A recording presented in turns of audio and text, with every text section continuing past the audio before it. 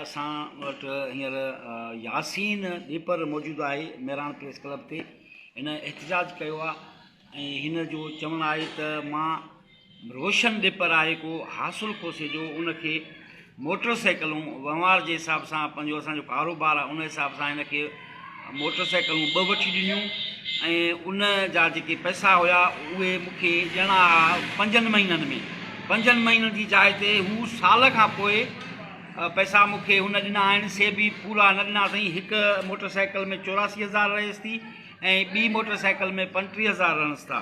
जेके आऊं हुन खां घुरां थो त हू मूं ते ग़लति इल्ज़ाम थो हणे, व्याज जा इल्ज़ाम थो हणे, जॾहिं त उन खां अलावा हिन जो पुटु आहे अफ़ज़ल ॾेपर उन समेत मूंखे मुख़्तलिफ़ नमूननि जूं धमकियूं थो ॾियाराए। वधीक ही हिते पाण मौजूदु आहे, पाण खां असां यासीन ॾेपर खां पुछंदासीं त असुल में मामलो छा आहे। जी यासीन ॾेपर, छा मामलो आहे बाबा? जी अदा अला ख़ैर कंदो। असांजो मीडिया ते मक़सदु इहो आहे अचण जो, रोशन ॾेपर मुंहिंजो ॻोठ जो आहे, मुंहिंजो पंहिंजो अज़ीज़ आहे, मुंहिंजो पंहिंजो अज़ीज़ आहे।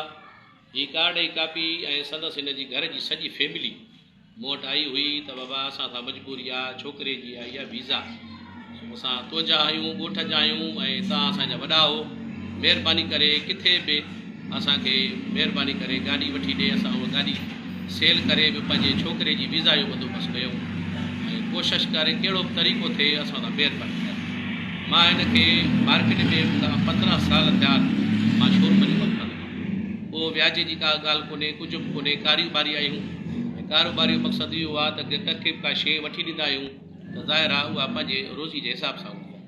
हीअ NIC हिन ॾिनी हुई आहे, तव्हां गौर सां ॾिसो, सिर्फ़ु मोटरसाइकिल जे लाइ।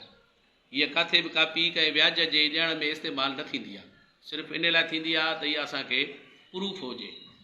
असांजो मीडिया ते अचण जो मक़सदु इहो आहे, 3 ॼाणो हुयो, हू पंहिंजो मीडिया करे वियो आहे त भाउ ठीकु आहे यासीन ॾेपर मूंखां व्याज जा पैसा थो वठे। मां का बि व्याज जा पैसा कोन्हनि, कारोबारी हूं, सॼो शहर सुॼाणे, काफ़ी मेड़ जा अहिड़ा माण्हू आहिनि, 20 साल इन ॻाल्हि खे असां इहा शइ पंहिंजी रोज़गार आहे असांजो, बाक़ी व्याज जी अहिड़ी का बि ॻाल्हि कोन्हे। मां हिनखे 2 गाॾियूं वठी ॾिनियूं हुयूं, 2 गाॾियुनि खां बाद में हिन जेका मूंखे पेमेंट ॾिनी आहे, मां हिनखे गाॾियूं वठी ॾिनियूं हुयूं सिर्फ़ु 5 महीने जे टाइम जे लाइ।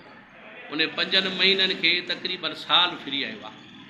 2 गाॾियुनि में हिकिड़ा 35,000 मुंहिंजा हिकिड़ी गाॾी ते रहियल आहिनि, 84,000 मुंहिंजा ॿी गाॾी ते रहियल आहिनि। हाणे उहे मां पैसा घुरां थो त हिनखे किन दोस्तनि इहो चयो आहे त बाबा मीडिया कर, मीडिया में तुंहिंजा पैसा बसि तूं हुन ते मुख़्तलिफ़ इल्ज़ाम लॻा, बाबा व्याज थो वठे, ही थो करे, इनशाअल्लाह तुंहिंजा पैसा इहे गुम थी वेंदा।